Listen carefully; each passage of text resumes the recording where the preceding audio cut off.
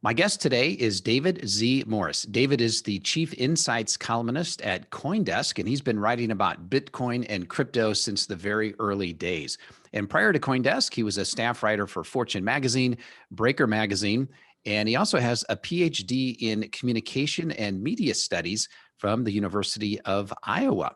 And he also wrote a fascinating book called Bitcoin is Magic, and we are going to dig deep into that today. David, welcome to the show. Hi, Steve. Thank you. Thank you so much for having me on and for reading the book and being a fan.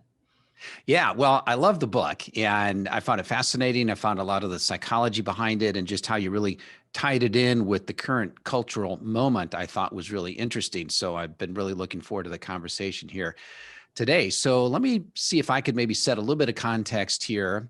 And I think we're just going to go straight into the rabbit hole in terms of how Bitcoin has gone from this valueless technological curiosity back in 2009 to this worldwide phenomenon that it is today. And I think you're really the perfect person to be talking about this because you have an academic understanding of media, of language, of communication, and culture. And then you're able to couple that with an understanding of something as unique as Bitcoin and how it fits into the larger culture and the zeitgeist. So I want to kick off here with a quote from your book, and I think it'll really set the stage here. So in your book, you wrote, quote, whatever or whenever you hear Bitcoin described as a Ponzi scheme, a mass delusion, et cetera, this is perhaps the most important thing to remember.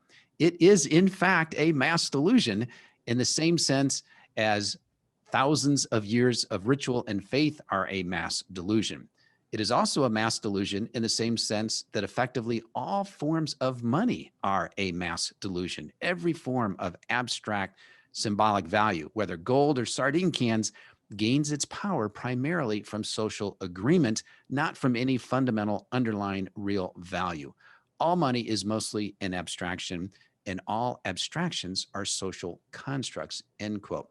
Now, this idea that Bitcoin is a mass delusion, that it gets its value simply because enough other people think it has value, I think it's going to give a lot of people some heartburn. So I'd love if you could maybe give some additional context around that quote from the book that I just shared here. Yeah. I mean, I think that if anything, that quote is giving Bitcoin too little credit, but it is still a very important fundamental way of thinking about money. I think that I should point out the book is something that I wrote about 2 years ago when I was transitioning from my time at Breaker to Fortune. And it was just really very fast. And as I mentioned, I haven't promoted it that much. It's really just a very personal project. And that also means it's not necessarily like 100% fully fleshed out. I would love to do a revision at some point. So I would first say that, it is important that there's some rhetoric in that passage. Bitcoin actually is a lot more than a mass delusion. The technology behind it provides things that are very, very real.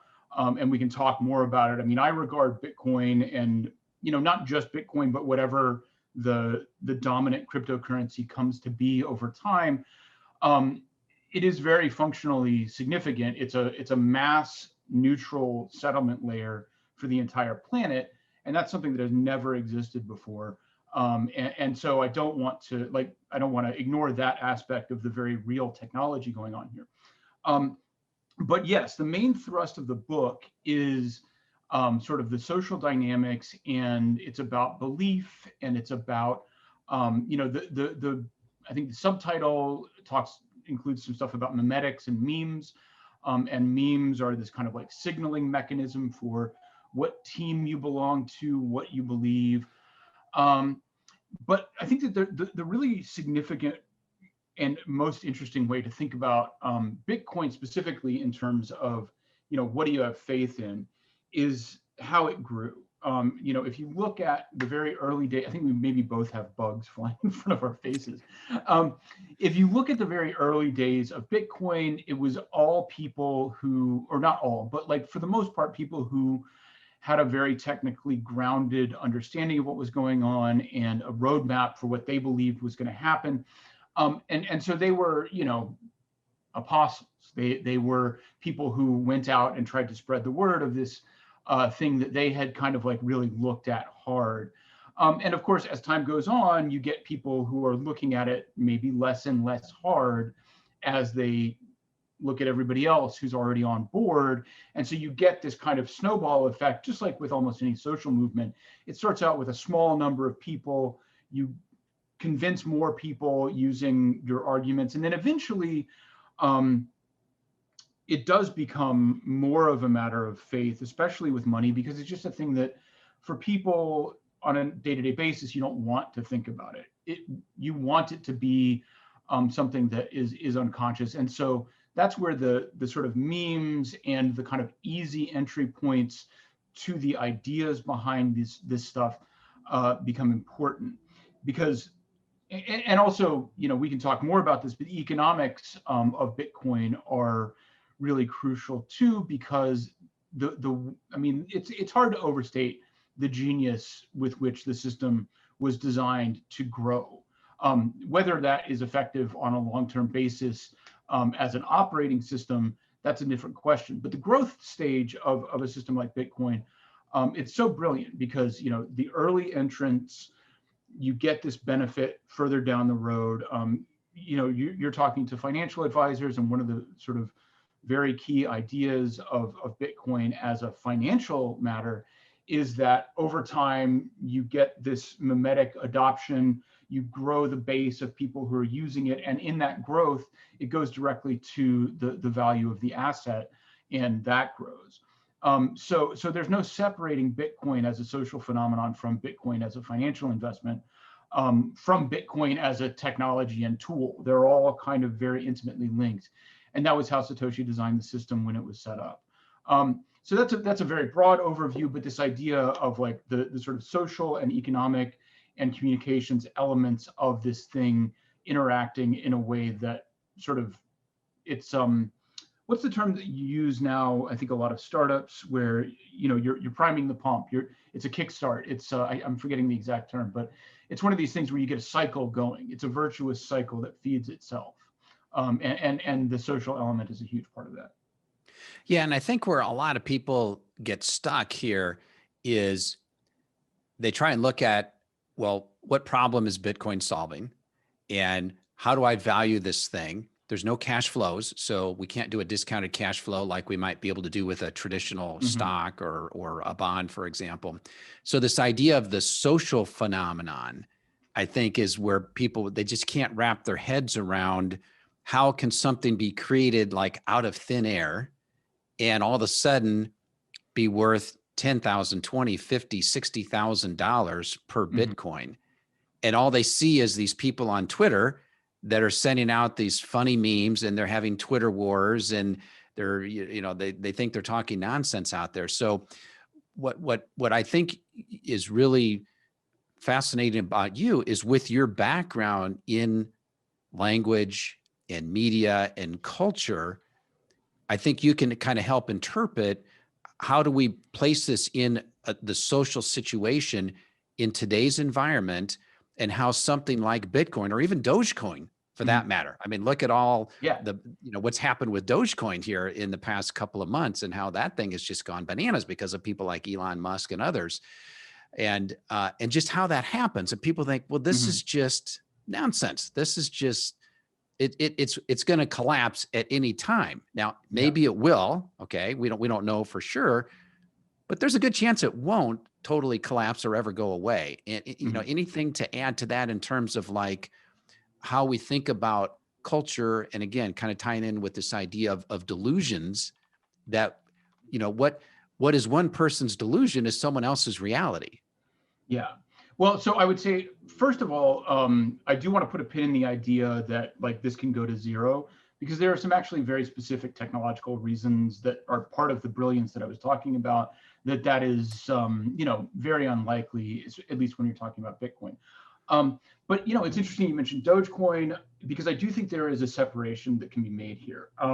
When I talk about Bitcoin as a social phenomenon, I'm talking about it in relatively long-term, as a relatively long-term process, right? I mean, it's the same with like Facebook, for example. You have to drive adoption to Facebook, and then you get enough people, and then suddenly it's a thing that everybody uses.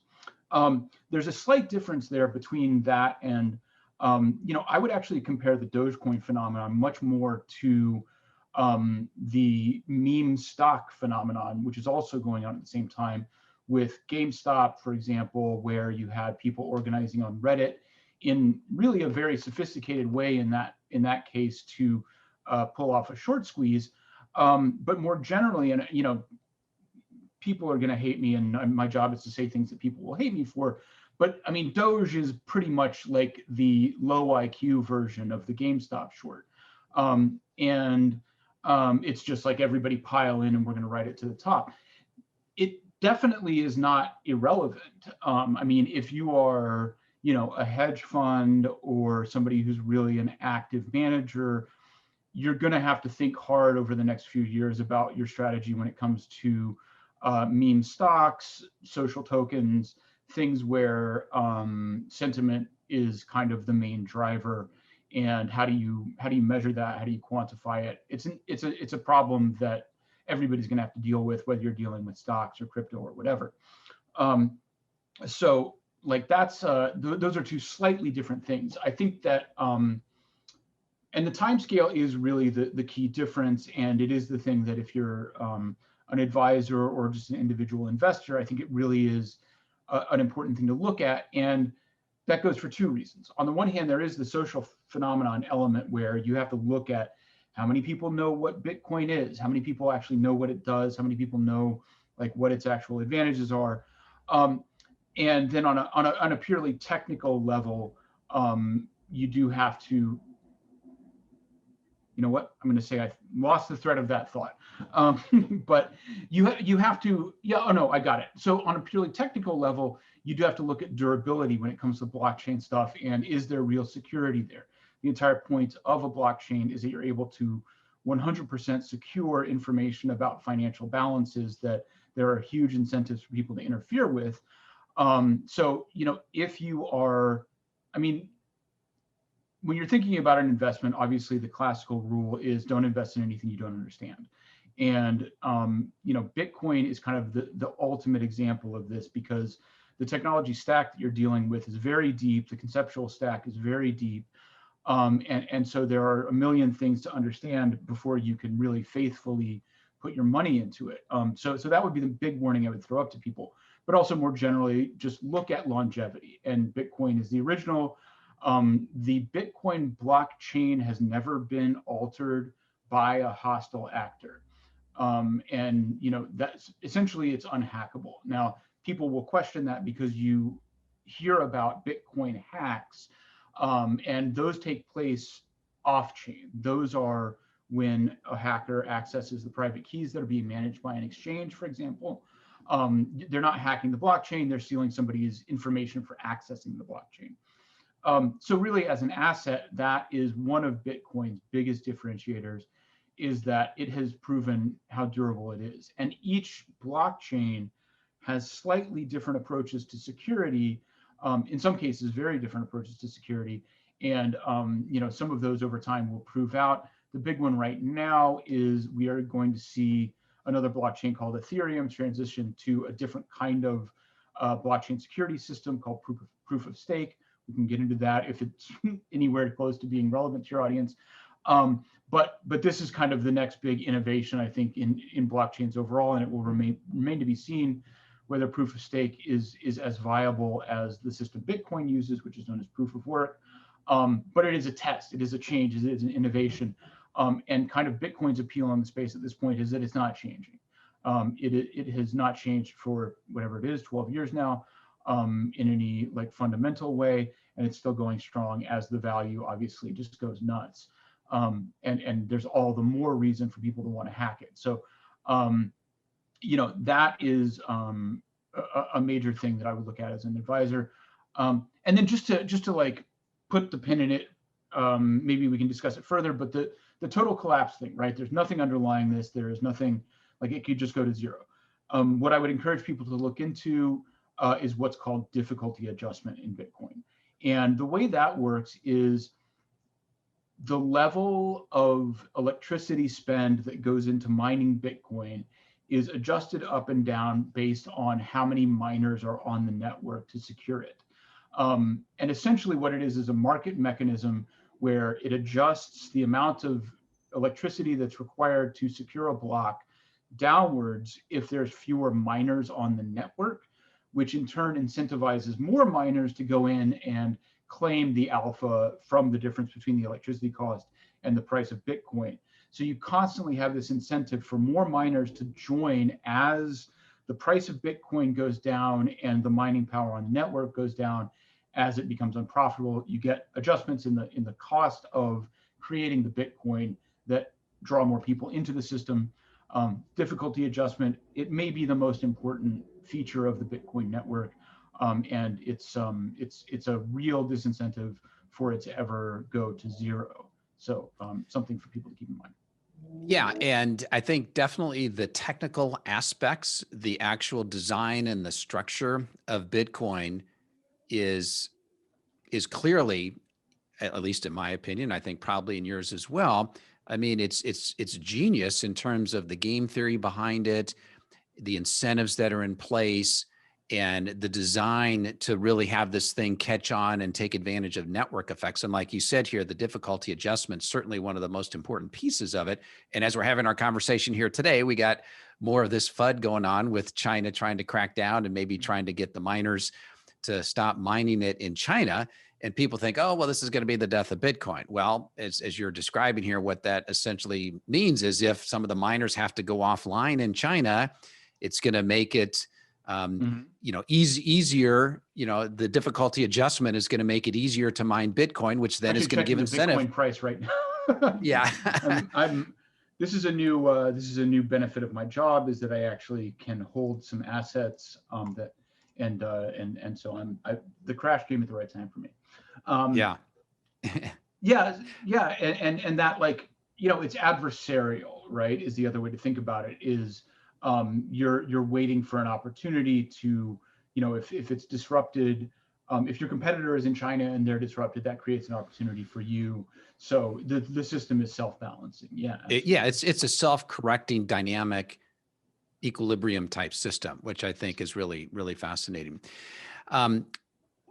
Something else I want to kind of continue to explore here is, in your book, you talk a lot about the importance of symbols and metaphors and rituals and memes, and you make some comparisons to religion. You make a comparison to when a president gets sworn in, they have their hand on a Bible. So we've got all these rituals that are taking place, and that helps create some kind of impression or some kind of shared reality about things. And anything that you can expand on that in terms of, again, some people get really turned off by some of this abrasive stuff that goes on with Twitter. And again, the memes and everything, but that's really part of the process of gaining the adoption and getting more people involved and taking advantage of the network effects. So any other thoughts on the importance of the symbols and the metaphors and the rituals and memes as that relates to creating a perception of value here? Yeah, I think that, it's definitely a very fine balance. And what you bring up about sort of nastiness and hostility is definitely important to keep in mind, because, you talk about religion, and obviously in our world, even now there is still, we obviously still live in a world where there's a lot of horrible conflict that's driven by religion. And so I certainly don't mean to endorse the kind of like sectarian, dogmatic elements that we associate with the worst extremes of religion. And I don't think that they're synonymous at all. So, I certainly do not, as any part of this, approve of, I guess you could broadly loop it in with like hate, right? Like there is, I think, a certain element of the Bitcoin community that sometimes falls victim to sort of blind hatred that is the bad kind of religiosity. But what I am referring to more is, shared culture, unspoken truths, and especially, when you talk about the complexity of the Bitcoin technological and conceptual stack,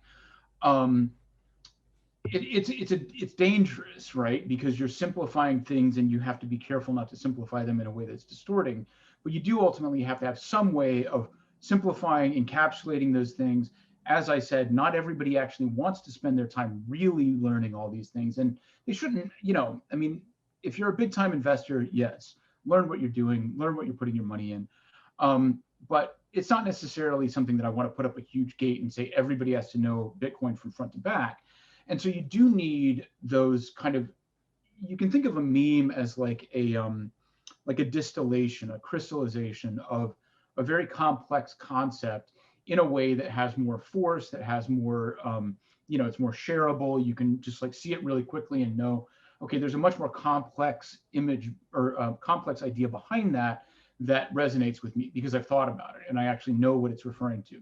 It's not just about like, okay, I'm going to post the BTC to the moon thing 1,000 times and that's going to have an impact. That's not memetics that's actually going to ultimately move the needle. If you're just like spamming an image, you're not really doing any work. What you want is people who are able to take those complex ideas and put them in a compelling form and move forward a conversation that's already going on, maybe using sort of shorthand or symbols, as I mentioned. So that I think is really key to when I talk about memetics. I have no respect for like meme lords who like that's their essence of being. If you're not also doing the work of thinking hard, then nothing you're doing matters. Mm-hmm. And that, the same goes for religion, for the record. Right. So you've done a lot of research in communications, obviously, because you've got your PhD in that area. And let's talk about like Marshall McLuhan for a second here. So one of his famous quotes is, "The medium is the message." And I think I know there is some application here as we think about Bitcoin. Some people say that Bitcoin is actually language and that it's a communication instrument. So how do you think about it with your background? How do you think about Bitcoin as language, Bitcoin as communication? What kind of context do we have around that? Yeah, so thank you for bringing up Marshall McLuhan. Definitely a touchstone for me and the book. It's unfortunate. I think you and I are old enough that like we kind of have a memory of him as a public figure. For those who don't know, Marshall McLuhan was a sociologist and media theorist who actually had a wild like surge in popularity in the sort of like mid 60s, maybe early 70s. He actually was in a Woody Allen movie playing himself because that's how prominent he was. And yeah, his most famous dictum, "The medium is the message," which boils down to this idea that the way that technology is designed has a more substantial impact on society than the content being sent over the system, right? So, for example, he talked about hot and cold media.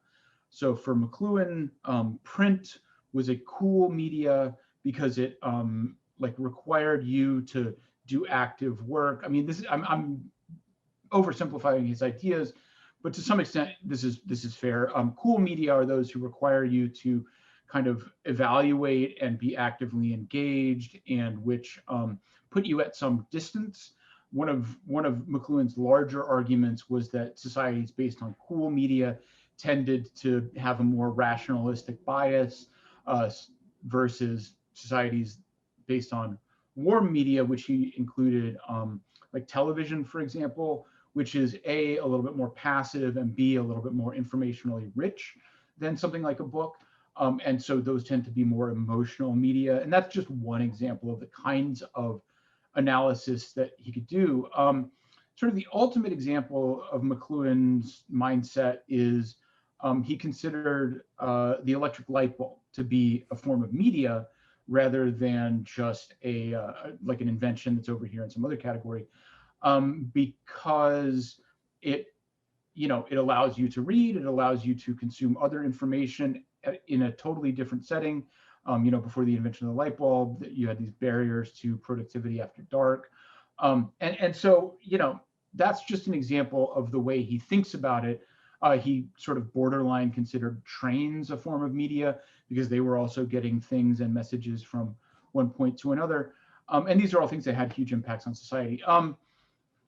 So that when you look at, and I don't have a definitive answer here, but when you look at something like Bitcoin, what it means is you have to look at the entire structure rather than just it's transmitting information from point A to point B. I certainly am not 100% on board with it, but a great example of this is a book by a guy named David Golumbia, Golumbia. It came back way back in 2016, so it's a little bit out of the orbit, I think, of a lot of people who are in Bitcoin now. But it's called, I'm going to get it slightly wrong, but it's Bitcoin Right-Wing Ideology as Technology. And Columbia's argument is that the structure of Bitcoin sort of embodies a lot of the libertarian ideas that drove its creation in ways that he argues are going to like carry forward those values, even if people don't have any sense that they're interacting with them. And you know, that's one argument. It's an interesting read, whether you agree with him or not. Personally, you know, I think that I have a lot more thinking to do about the actual sort of content of Bitcoin. You know, you're mainly transmitting price about the value of Bitcoin itself. So that's kind of the main information that we get out of Bitcoin now as a price discovery mechanism. But you know, I think that that's almost speaks to the point, right? There's not a whole lot to think about when it comes to the content of Bitcoin. It's the structure that really is what matters. And that's what McLuhan brings to the table as part of the discussion. Yeah, and as you mentioned the light bulb example, and I think in your book you were talking about how McLuhan would say that the light bulb is like pure communication in the sense that because of light, and now we can have light at night that goes beyond a candle, just imagine how much having light reshaped all forms of communication. So again, that's kind of a big stretch to think about that. But if you look at it from a big macro perspective, I think that makes sense. And then as I think about Bitcoin, sure, it's number go up technology, and a lot of people are drawn to it because the price, you know, has gone up so much over time. But you also think about how Bitcoin can change people's lives. And here in the US, you know, we're a first world country, so we don't really see some of the ways that it can help. If you look at some other countries, if I'm, you know, someone who is trying to flee an oppressive regime in Syria or some other country, and I have to leave my home in the middle of the night, and all I can take with me is what I can carry with me. Well, Bitcoin can come in handy at that point because you can store your value in an electronic digital medium that is, you know, uncensorable, and, you know, they can't confiscate it from you. So, I mean, I could kind of see, and maybe that's what you're saying here in the book in terms of, and what other people are saying as well about Bitcoin being a communication, a language, a medium, and just the kind of impact that I don't think a lot of us really, you know, consider as to why this thing has value. So when people say, well, what's the value of it? I mean, well, there's a simple example, and I'm sure over time it's going to continue to develop as well. So any thoughts on that? Yeah, you know, it's interesting. By juxtaposing those two things, you've actually given me a new kind of thought, because again, I should say that I think there's a very real argument that Bitcoin will not end up being this, but that some other blockchain will, just because of scaling issues and kind of core technology that might not be able to be revised. But theoretically, the end game of all of this is that you have a global, open access, neutral set of payment rails that anybody can use at any time from anywhere. And in that sense, you can think of Bitcoin or blockchain more broadly, or whatever winds up being the sort of global settlement layer that arises out of cryptocurrency. I mean, it is something like a financial light bulb, because you have, you know, pockets, as you're talking about, whether it's Syria or the West Bank or whatever, you have these pockets of financial darkness in the world. You could characterize in that way, where you are isolated from the broader system. Obviously, 9/11 brought into play a lot of anti-money laundering controls that you know, as defensible as they are, definitely also resulted in some overreach. So there are parts of Africa where your access to banking has actually gotten worse over the last 10 years or 20 years instead of better. And from a macro perspective, that creates all kinds of distortions, right? Because you have payment rails that are influencing economic decisions rather than the other way around. So when you have your payment rails distorting economic reality, that's inefficient for everybody. It's making us all poorer.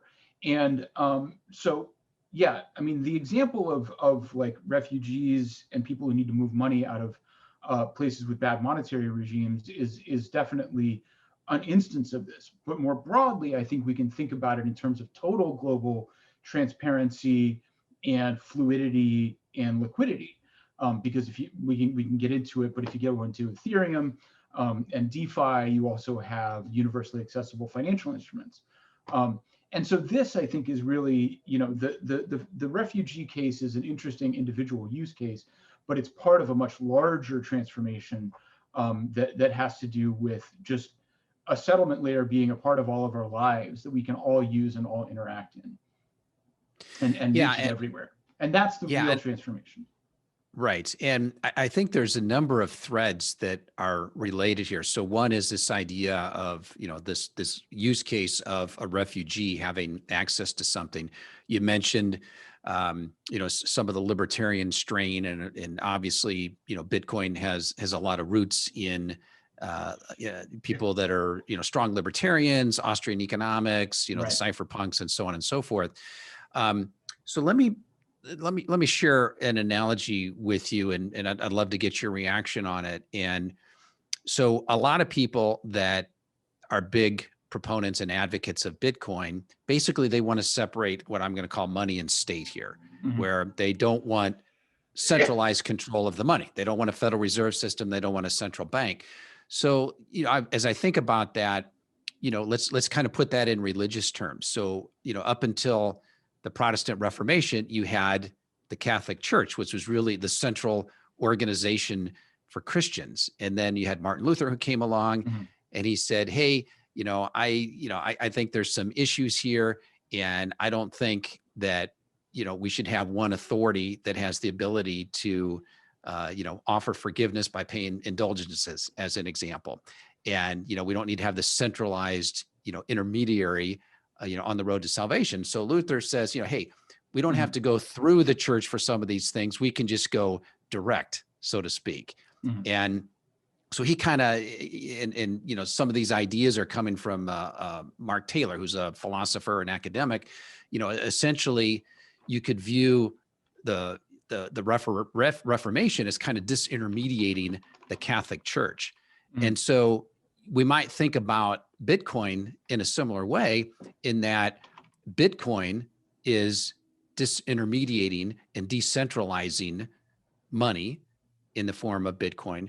And then also, as we look at where we're at today, we still have the Roman Catholic Church, and we still have thousands of Protestant denominations. And so I'm thinking, if Bitcoin and crypto develops along the same way, we may still have the US dollar as a world reserve fiat currency, and we may have Bitcoin as kind of a competing, form of money or currency or store of value, maybe a slightly different purpose than your day-to-day transactions that you might do with the US dollar, for example. So any thoughts on kind of think of it in terms of that type of analogy?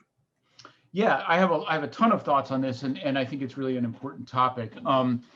I think that you're sort of alluding to it, but there is this worldview that I think is pretty. It's not quite as current as it was 3 or 4 years ago, but there are definitely still people who are Bitcoin maximalists, right? Who believe that, or at least rhetorically argue that Bitcoin will become the single world currency. And I have a lot of I have a lot of points on that thought. I mean, first of all, I'm not sure that it's strange to me that these libertarians want a single world currency, but of any kind. But I also have really practical concerns having to do with when you look at a national currency. It is an important tool of a sovereign nation.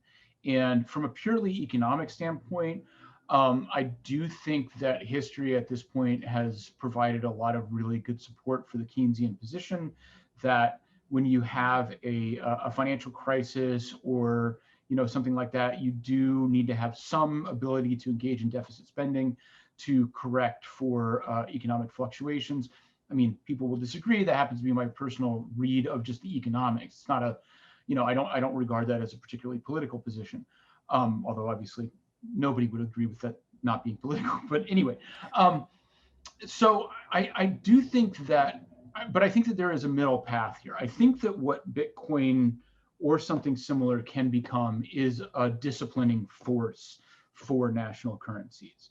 I think that when you look at really horrendous runaway situations, whether you're talking about like Zimbabwe in the 90s and 2000s, or where you just have like an absolute dictator who decides he's just going to print money, without something like Bitcoin, then there really is no option, and you just have a king who's aggressively immiserating his own population by printing money, and that's clearly a major problem. But once you have Bitcoin on the scene, you can have, I think, a little bit more nuanced read as a citizen of what the central bank or the financial system or the leadership of your country is doing to your currency, and then actually make market decisions about what kind of money you want to use based on that. I mean, if you're getting, if you're seeing 15 or 20% inflation in your native currency, then yes, you should have some option that is a little bit easier than it still is to this day to exchange for dollars in most places. And I think you can get there without having, hyper Bitcoinization. And hyper Bitcoinization is a problem simply because it removes national sovereignty. And I'm not going to say I'm a fan of the nation state, but I'm certainly not willing to throw it in the garbage quite yet. And so some of those mechanisms, we at least need to think a lot harder about how they would work in a world where Bitcoin has the role that it will someday. Yeah, and this idea of kind of the hyper Bitcoinization, the idea of the sovereign individual. I know there was a book written a number of years ago called The Sovereign Individual that's pretty popular among some of the Bitcoin maximalists, where we sort of get rid of the nation state, or that nation states start competing against each other to provide services that people are willing to pay for. And that, you're not going to pay taxes unless I'm getting a return on the taxes that I'm paying, because the government is providing some service that is worth the tax that I'm paying. But that's a whole different argument. But this idea of having, another issue that people talk about here when it comes to Bitcoin is they say, well, what's going to stop having hundreds or thousands of other Bitcoin-like currencies out there? And of course, we know we've had thousands or tens of thousands of different coins that have been created, and most, 99% of them aren't really worth anything other than, just some kind of inflated whatever. And again, this kind of ties back into what you talk about in the book with the importance of symbols and flags and nationalism, and that here in the US, we've got the US dollar, and we've had the US dollar for a long time. And so people have strong visceral feelings toward, I love the dollar or I hate the dollar. And, other countries have their currencies. And so, is it possible that, or do you think that we will just have if we have an alternative to the dollar or the euro or the yen, that it's probably just going to be Bitcoin? Or do you think, there's going to be Bitcoin, but then there could be hundreds or thousands of others because everyone wants to have their own team, so to speak, and that we're going to have thousands of micro crypto coins or currencies because everyone wants to kind of have their own thing for their own purpose? Any thoughts on that?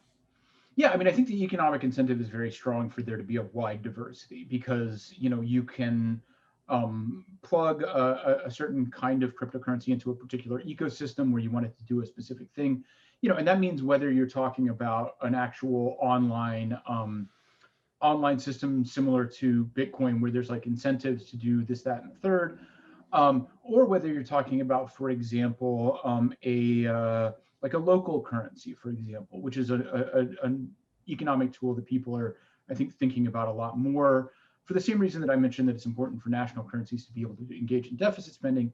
Local currencies can provide economic benefits by kind of setting certain boundaries around the way an economy works.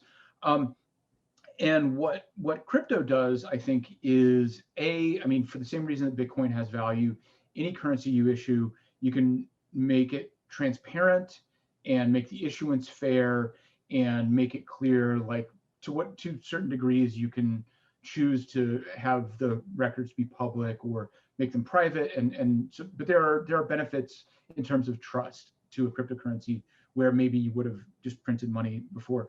I think personal tokens are an interesting idea where people kind of like sell equity in themselves to some extent. So, I mean, I do think that in general, there's diversity. And then in some very specific cases, there are like structures where people are building their own cryptocurrencies in a way that's very sort of nuanced and sophisticated, and they're using it to experiment with variations on the incentive structures and governance structures that something like Bitcoin has. An example that I go back to a lot, and I think a lot of people have taken ideas from them, but they were fairly ahead of the curve, is a cryptocurrency called Dash, which actually was among the first to have, if you have a certain amount of that cryptocurrency, you can actually vote on, like, directly within the cryptocurrency system. So it shares all of the security and transparency benefits of the currency itself, but you can vote for, you can vote for software updates to the network. You can vote actually to spend money that's in a development fund that is connected to the network. And it's all automated. It's all on chain, essentially. So, that is, I think, one of the most interesting elements of the cryptosphere, is that you have these governance systems that I think most of them are very early stage. I don't think we can expect a lot out of them right now. But in theory, you can have, and who knows how this is going to play out, but you would essentially have like a monetary nation that exists on the internet. And what the relationship between that and the actual nation that you live in is the part that I'm unclear on. But you do already have essentially these like collectives that are bound together by the use of a common currency that have no existence as nation states in the real world. So these are becoming like crypto nations. I mean, it's already happening. And what that looks like long term, I have to say I haven't given a ton of serious thought to, but it's already happening. So let's place digital assets maybe in the context of history. So if we go back 500 years, roughly, we had the invention of the printing press, which of course changed society dramatically. We had the Industrial Revolution. We had the commercialization of the internet, which had a massive impact. And now we've got these digital assets. And so it seems like every time we have these huge shifts and changes in society, that you have your early movers, you have your early adopters, and then you kind of have this adoption curve over time. So as you think about digital assets and DeFi and Bitcoin and NBA Top Shot and crypto kitties and the digital art and NFTs that are selling for $69 million, how do you kind of place where we're at right now in terms of what this really means? Is this a shift that's on par with a printing press or on par with the commercialization of the internet? Any sense of where we might be with that? Yeah, I mean, I think it's a really good question. I think I would rather answer it by kind of giving some context for like what in the context of history we're talking about, right? So here's what I'll say. Like, crypto would not matter at all if the economy that we lived in still made it practical to use cash. So paper currency is great. I love cash. Cash it's anonymous, it's a bearer instrument, and like a dollar, you can use it anywhere. The problem is that we now have the internet. We have e-commerce. We have jet travel. we have the globalized world where everything is moving faster. And frankly, you have to be able to conduct business digitally. And, cash can't be used in that context. And so the reason crypto matters is because it's digital cash. It's a digital bearer. It's an anonymous or pseudonymous digital bearer instrument. And that is a completely new thing. I don't think I want to speculate on the scale of the transformation, just because I do think we're talking about something that's going to unfold over like half a century. So we're talking about changing conditions on the ground. But I do think that in theory, it has the potential to be something akin to a printing press, just because if you think about it in terms of the category that fits in, it is a completely new thing. There has never been anything like it before. And so at least the potential, from a structural perspective of something that is completely new, you have to assume that it's gigantic. And so it just happens to, and in terms of the adoption curve, I also think that, you have to think of it as, I don't know, I don't think it's necessarily as big of a deal as the invention of cash in the first place. But, it's somewhere along that evolution. And, Bitcoin was, again, invented 11 or 12 years ago. So if you think about it in terms of like, how long have we been using cash? Then I think you can put a frame on the kind of time span that we're talking about here for, the integration of all these things. Yeah. And in terms of where we kind of position Bitcoin and digital assets in general, I know one of the concerns that people share is that they say, well, the narrative has changed over time with Bitcoin. And they'll look back at the white paper from Satoshi Nakamoto and say, well, it's supposed to be a payment system. And then they'll say, well, now people aren't talking so much about using Bitcoin to buy my coffee as they are as it's a store of value. It's digital gold. Well, those two narratives basically coexisted, I think, from the beginning, but over time, it's really, what's kind of won out here, so to speak, is that it it is this store of value. It is kind of this digital gold. And who knows, 10 years from now, it may continue to evolve and keep that, but maybe add something else. So your point of, hey, let's see over 50 years, how this develops and where it is, 30, 40 years from now, it might be somewhat different than it is today. So yeah, I mean, I think it might be a little bit early to call it the history of it. Yeah, absolutely. And I was sort of over here because I was actually looking up Bitcoin fees. And, I think it's obviously fair to make the point about a cup of coffee. And I think it's very important to remember that like all of this stuff was emergent. Like I said, the design of Bitcoin is great for growing a network. It's only as time has gone by that we've figured out more about how it actually impacts operating a network.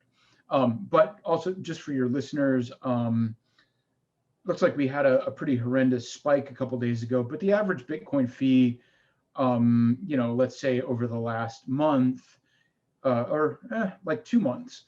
Oh gosh, that's going back to January. So the average Bitcoin fee over the last 4 months or so is, like $16 to $20, which is, you're not going to buy a cup of coffee, but it still makes a lot of sense for a lot of other kinds of payments. A lot of people who are conducting business internationally, if you're trying to do invoicing, there are definitely situations where if you're paying a freelancer, the paycheck is, $4,000 or something. There's going to be cases where that makes a lot more sense to use Bitcoin than any other system. If you're, paying a programmer in India or the Philippines or even some more isolated place. But the narrative shift is, I think, it's fair to look at it and say, okay, this has changed. I think that the thing that I would focus on is to think about how the narrative shift was a response to discovering new things about the technology. So when I talk about memes and symbols and all that stuff, I do want to make sure people understand that it's more about like how do you translate the technology and something that's real into the public sphere. The technology is ultimately determinative and how it interacts with other systems. And in this case, it just happens to have worked out that right about 2017, we started seeing fees get really high because like the bandwidth just isn't there on the network. I mean, that's why the fees are high. This is also worth emphasizing, is the fees are high because people want to pay them. The fees would not be that high if people were not bidding them up that high. And so when everybody said, it's like Yogi Berra, right?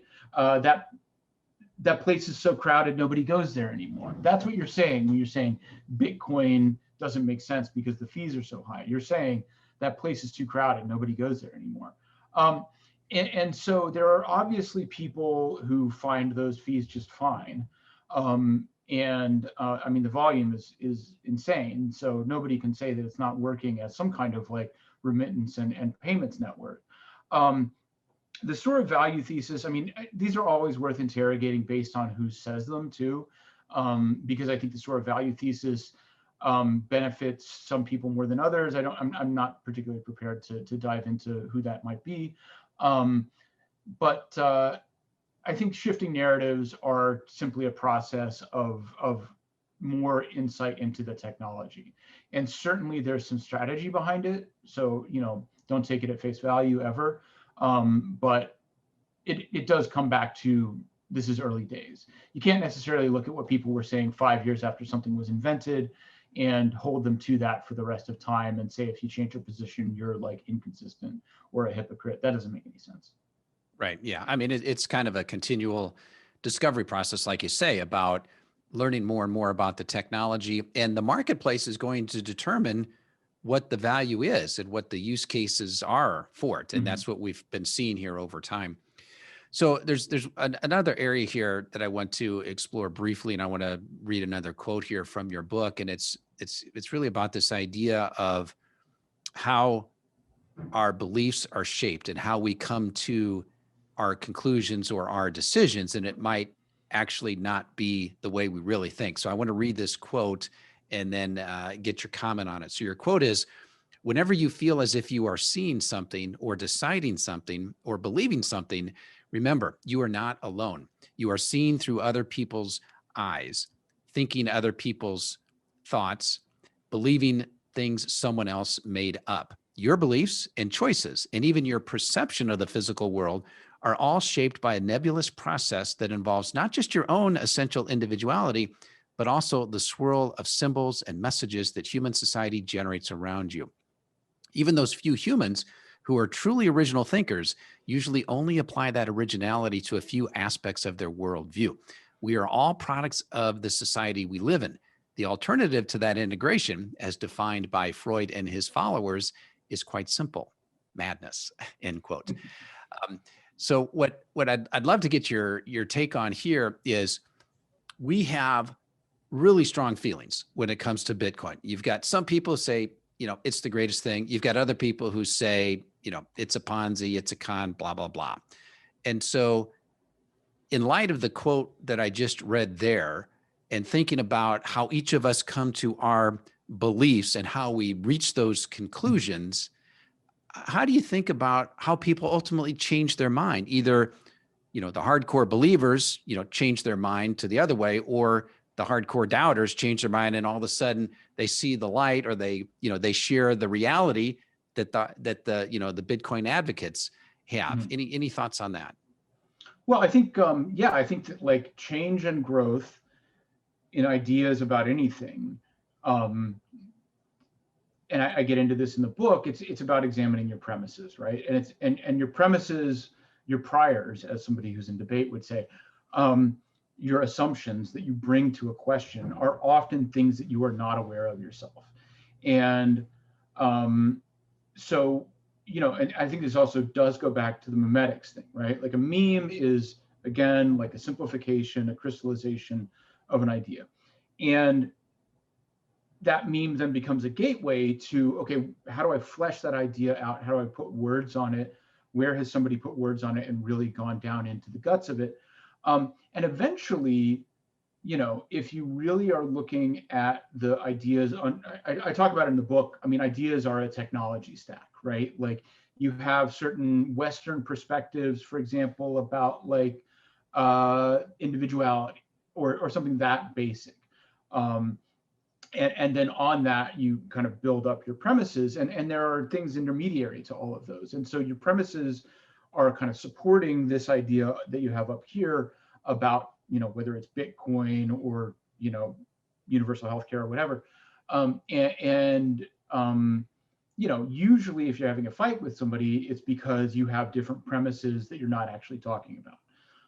And so, this is why, even though the book is about memetics, like, I'm certainly not saying that that's a valid form of discourse in the grand scheme of things or by itself. If you're trying to, whether you're really just trying to understand something you don't already, or whether you're really bold and you're willing to risk your own premises and ideas and challenge them, and, let's say, read something written by somebody that you disagree with who really goes into why they disagree with you, you're going to find that the disagreement exists at some lower level of your personal belief stack. And so interrogating that,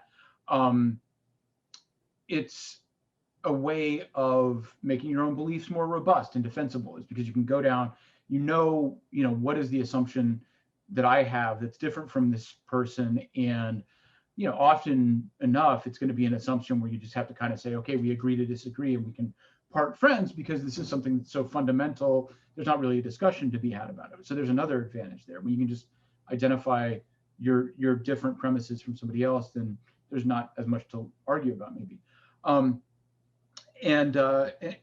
But mostly it's about robustness of your own ideas, right? Like, you go back through, what are my assumptions, question them. Where did the assumptions come from? I think it's also important to remember that this stack is kind of historical, as I talk about too. The ideas written 2,000 years ago have been elaborated on and tested and iterated over that entire period. And so there's some benefit also to going back and really finding, like, the historical roots of something. It makes you smarter, and it makes you, I think, more importantly, the fundamental thing is to, like, learn how to identify parts of your own belief system that actually can be questioned, that might be different from what they are, to learn not to take things for granted, I think, is especially in this day and age, learning not to take things for granted is the ultimate superpower. I mean, and we're seeing this huge divergence socially between people who would rather not have to do that work and people who are willing to. And from an economic perspective, of course, on an individual basis, if you're willing to continue doing the work on your own ideas, that's going to pay off down the road. And the alternative in the other direction is not as good. Yeah. Yeah. And I did a podcast earlier here with Craig Warmke, who is a philosophy professor. And one of the things we talked about, really, that kind of touches on what you just mentioned here, is this idea of kind of examining your beliefs and your assumptions. And there's a branch of philosophy, as you probably know, about skepticism, and, be skeptical about things. And I think that's also important, that if you are a hardcore believer in something, you should challenge yourself and say, okay, well, what's the other case here? What's the opposite of this? And can I be as knowledgeable about the opposite of what I believe as I am in what I do believe? And that, I think, is, could either strengthen or weaken what you actually believe, but at least kind of the other case. And then also this idea, kind of getting back to this idea of the delusions. I did another podcast with Shankar Vedantam, and he wrote a book called Useful Delusions. Mm-hmm. And one of the things that he brought up that I thought was good was, we talk about politics, we talk about the polarization in politics, we talk about conspiracy theories, and how, there's a good percentage of people that believe things that I'm like, how in the world can you think that's true? Right. And Shankar basically says, well, when someone believes something that seems to be really false or fake, he said, kind of ask yourself, well, what need is that solving for the other person to believe that idea? And so there's got to be some fundamental need that is being met by believing something that to a lot of other people might just seem totally ridiculous or totally untrue. And so a lot of psychology goes into it. And I think a lot of this is, relates to the whole digital space, the crypto space. Bitcoin is that, for some people to believe so strongly in Bitcoin that serves some needs that they have. For other people who to be totally against it, it also serves some needs. Like, I want to preserve the status quo. I've got a position of power here in the fiat world or in the government world, and I don't want to lose that. So that serves my purpose. So there's no amount of logic that you can share with that person that's going to get them to change, because keeping the status quo meets a need of theirs. And so anyway, I think this is all fascinating. And I think your book, ties up a lot of this in terms of how people come to their belief systems and the importance of delusions and symbols and rituals and what's real and what's not real and how we interpret things. So I think it's a great read. Yeah, I would say one last thing on that, which is, and this is the real, this is why the sort of negative associations with like religion and cults get thrown at cryptocurrency, is because you have a situation where, a lot of the, for example, conspiracy theory or whatever, it has to do with social identification. It has to do with broadcasting your membership in a certain group. And in cryptocurrency, at least in some cases, you have this very, frankly, volatile combination where there is a certain amount of social identification. I don't think this is, at this point, a huge portion of the audience, but certainly Bitcoin does have certain cultural associations. And so and political associations, and you get people who have that form of identification that they sort of channel through Bitcoin. But at the same time, whichever cryptocurrency you're talking about, being able to advance your social agenda simultaneously rewards you financially, because when you have more adoption, that drives higher prices. And so, in some ways, I think it's a miracle that we haven't had far more toxicity when it comes to people discussing various cryptocurrencies, or cryptocurrency versus anti. Like, the fact that people haven't literally killed each other, to my knowledge, is something of a miracle. And then the last thing I would say, just to sort of talk about what I'm doing. So I have a more or less daily column at CoinDesk now. And I'll have something coming out soon to break some of this down. But I think that one of the interesting things is that there's a lot of discussion about there's sort of some overlap between certain degree of skepticism about journalism that's specific to the tech world, separate from the kind of broader skepticism about journalism. And so one of the things that I'm working on conveying to people that maybe I can get across a little bit of here is that as a columnist, I'm technically an opinion writer.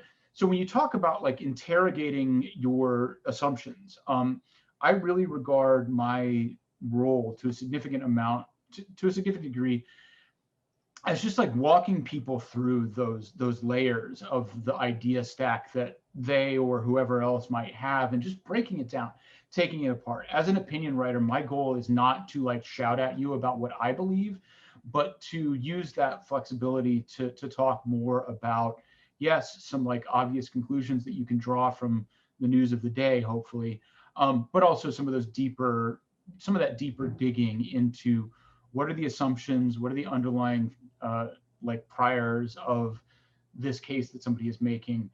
So yeah, if this is something that you as a listener find appealing as a project for yourself, or more generally, hopefully I'm providing that at CoinDesk. Every day you can check in and get just a little snippet of something not being taken for granted. Yeah, well, and I appreciate that, and you're a thoughtful writer, and that's one of the reasons why I love the book, and I certainly love your articles at CoinDesk and what you were writing at Fortune when you were there as well. So, other ways that people can connect with you, so they can go to CoinDesk. Is there follow you on Twitter for sure? What's your Twitter handle? Right, Twitter's my main thing. So just at David Z Morris. And I'm, not 100% professional, but mostly. Yeah, follow me there. I can plug, especially for people who might have been intrigued by the stuff we were talking about today. I have a Substack. This is just davidzmorris.substack.com. It's very occasional. It is really where I go the furthest with some of the kinds of ideas that I deal with in the book. the thing that I'm most fascinated with right now is the idea that venture capital and some other forms of, well, most forms of investing are this like pull back of future profits into the present. So that's a form of like financial time travel, right? And what does that mean? And I've been writing a series that actually uses the Dune books as a kind of jumping off point for thinking about futurity, prediction, and the financial implications of that. Because for those who don't know, the main character of Dune has like prognostication abilities. And so I've kind of been using that as a metaphorical framework for talking about venture and other forms of investing and the time element there. But that's davidzmorris.substack.com. And they're intermittent, but really long and weird. So enjoy. Excellent. Well, David, appreciate you being on the show. This is fantastic, and congratulations on the new job there at CoinDesk, and really enjoying the articles that you're putting out. And again, the book. Give another plug here for the book, because I definitely would encourage Bitcoin folks is to magic, give it a read. which you can get, unfortunately for now, just on Amazon. Bitcoin is magic, and just to throw it out there, I am interested in doing a second edition. I am open if anybody is interested in working with me on that. This is entirely self-released, and there's a lot of improvements that could be made to it. But yeah. Excellent. All right. Well, David, thank you. Appreciate it. All right. Thanks so much, Steve.